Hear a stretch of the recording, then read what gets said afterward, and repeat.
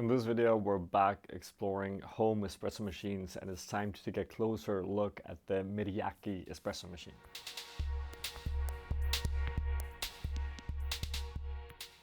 Hi and welcome. My name is Patrick Rolfe and this is Coffee with April.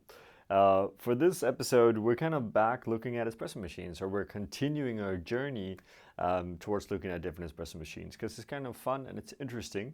This is the second machine that we had on this channel that is kind of part of the Home Espresso. Can Patrick find a machine that he wants to have in his kitchen at home, right? This specific machine comes from Meraki. Interesting kind of brand, Chinese-based company. We kind of stumbled upon this because they've teamed up with Timemore for their espresso grinder.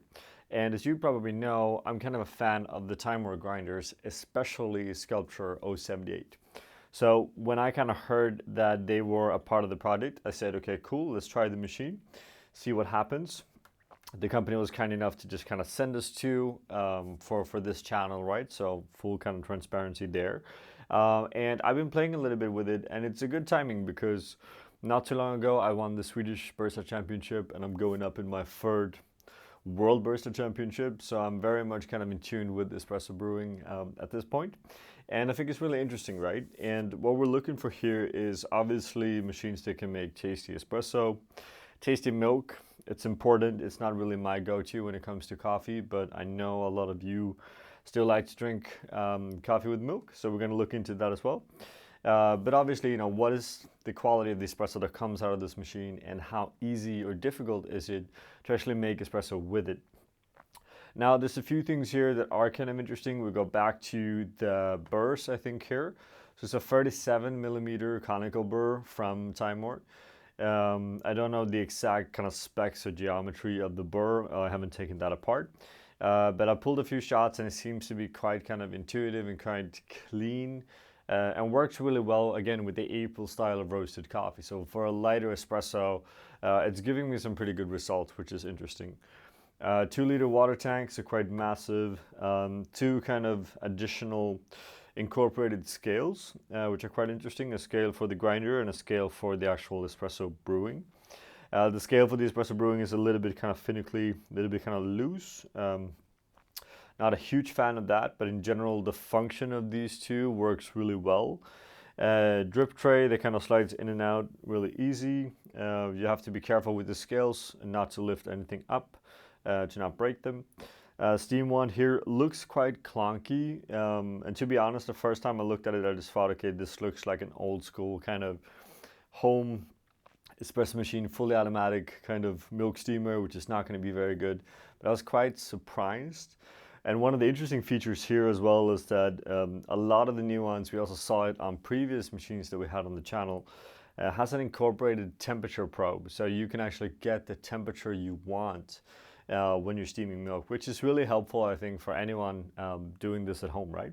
So kind of a cool little setup. I think the footprint is fairly small. The visual, again, gives me a bit of an office vibe feeling, but it's not a bad looking machine. It comes in black and white, I think. This is obviously the black one. So in general, quite interesting. There's a few kind of small gadgets, which also kind of shows pretty well that they thought a little bit about this, right? So first of all, the basket, 18-gram basket, standard 58 millimeters. Which is great. That's what you're looking for.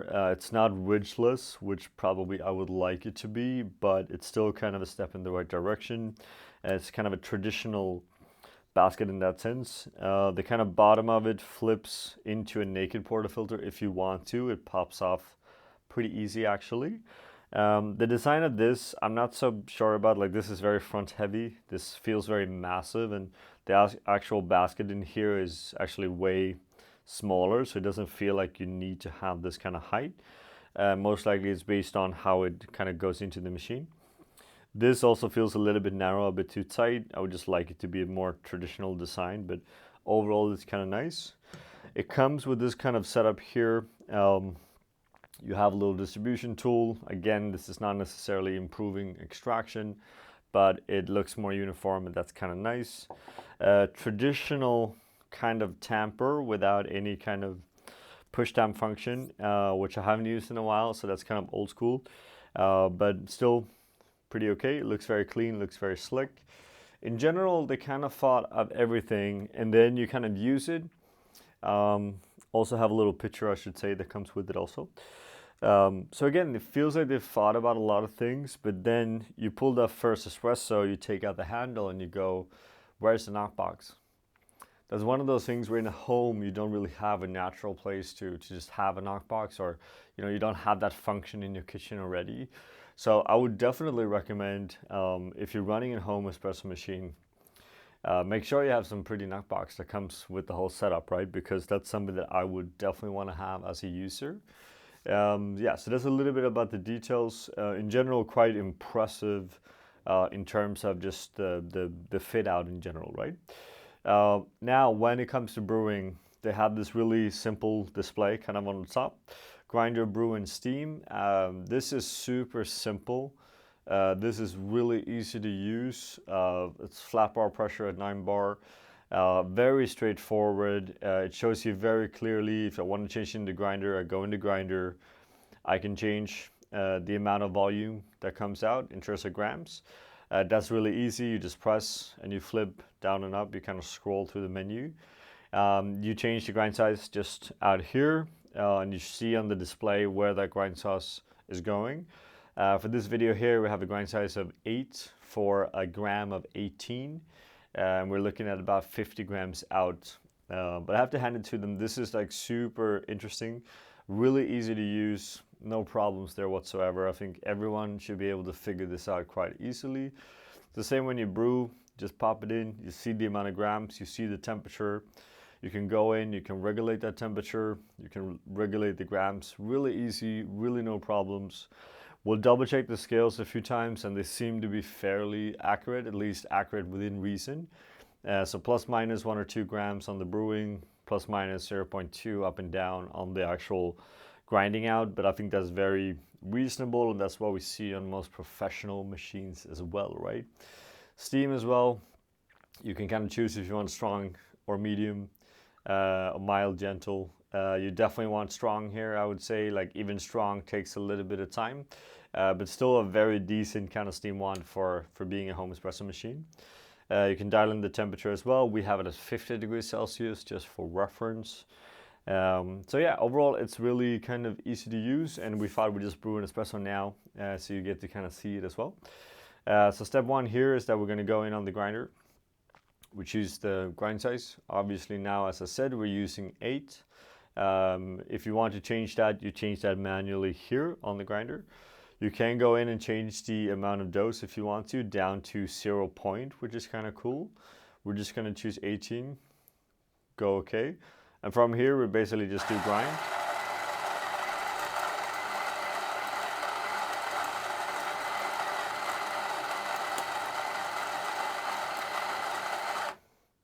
And I mean, it's not the fastest grinder in the world, but it's a 37 millimeter conical. It's not going to be much faster than what this is. The display shows what's coming out. It's now 17.8, 17.9, 17.7. It's going down. It's moving a little bit, right? But in general, kind of well within reason. Getting coffee in here, you can just shake it around a little bit to make sure that it's uniform. One kind of side note, and I think a little bit of a recommendation for you home brewers there if you haven't tried it yet. A lot of people recommend to, let's say, heat up the machine or keep the portafilter in the machine. I would always keep it outside. I would also recommend to maybe play with actually chilling it down, putting it in the fridge and the freezer before. That's actually going to improve or change the taste of your espresso quite significantly. One of the reasons for that is that when the portafilter gets really hot, some of those kind of very complex and nuanced flavor compounds might actually dissipate. So chilling it down could be really interesting if you just want a slightly different experience at home, right? So we're taking the portafilter, going on top of the funnel, shaking it down to make sure that it's even. From here, I'm putting this back, distributing. Make sure that you dial in the depth of this accurately. It's quite easy to do. You just kind of screw it in and out until you see that your churning gives you a level coffee bed, right? I turn this 3 times, and then from here we want to tamp. Make sure that it's straight and even. Press down, up. Obviously, if you have a push tamp function here, you don't really have to think so much about what is the pressure, how much pressure should I have. So it's a little bit easier. We clean the top, we clean the spouts, then that's pretty much ready.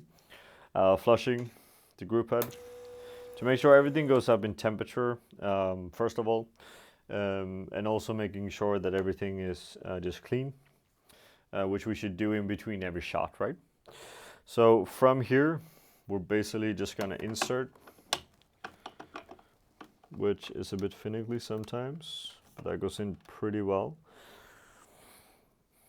Cups underneath, and then from here we're going into brew, and then we're starting the brew pretty much at 50 grams.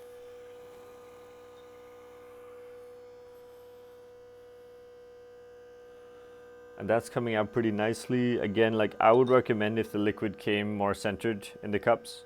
I think this is a little bit too narrow, but all good.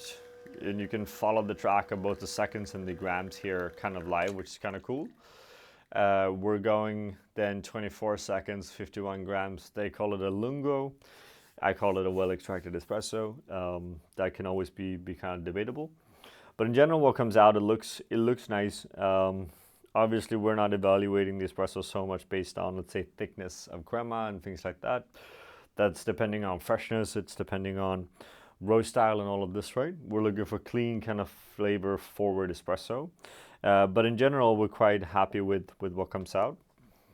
We can also see on the puck itself afterwards that we have a fairly even kind of distributed coffee bed. There's a little bit of water on top, but that's not necessarily a challenge. So I think in general, the result that comes out is really good. Here we're just flushing a bit quickly as well to make sure that it's clean. Quick wipe off, and then we're going to steam some milk as well. First step here, flushing. So we just kind of do that manually up here. Give it a good clean. Milk in the pitcher, just kind of below the spout here, pretty much. Then we're going into the steam module. I've chosen 50 degrees Celsius. So I'm going to actually take that down to 48. And then insert. Make sure that you're just shy of the middle. And then you press play.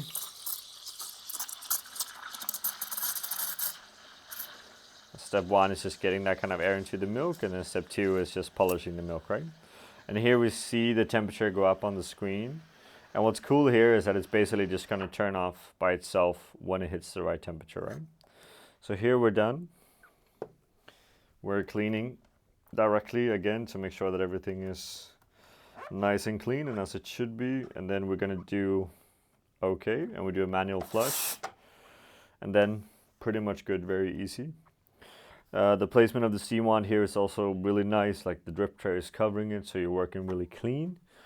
Milk that comes out actually is very kind of soft, polished, very little micro bubbles.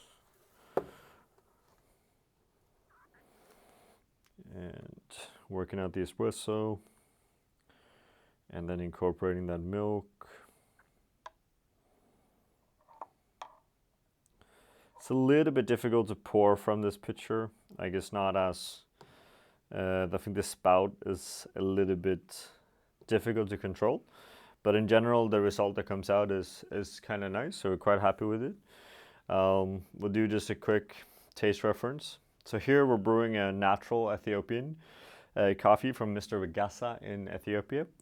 We've been working with him for quite a few seasons now, and we're really kind of excited always to work with his coffees. Yeah, a lot of strawberry notes, a lot of citrusy notes, some florality to it. And I think that kind of shines through pretty well here with the espresso as well.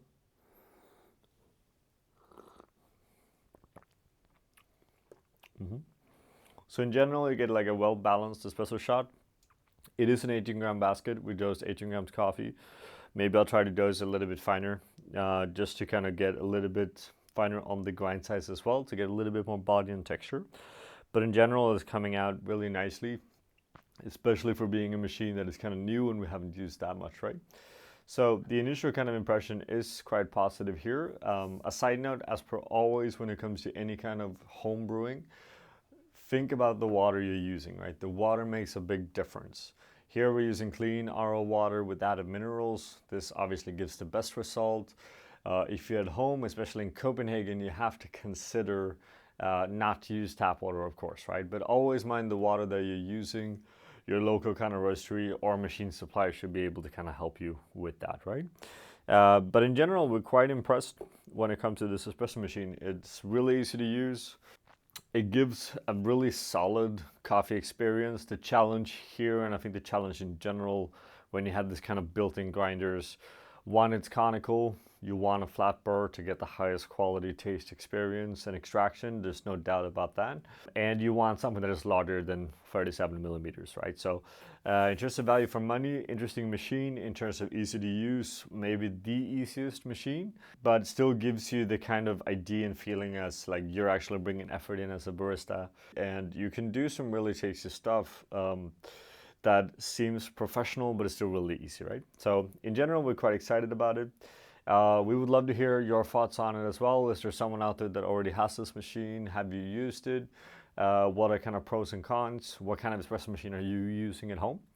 As we have mentioned a few times before, this is kind of on our journey towards discovering a little bit more about home espresso machines.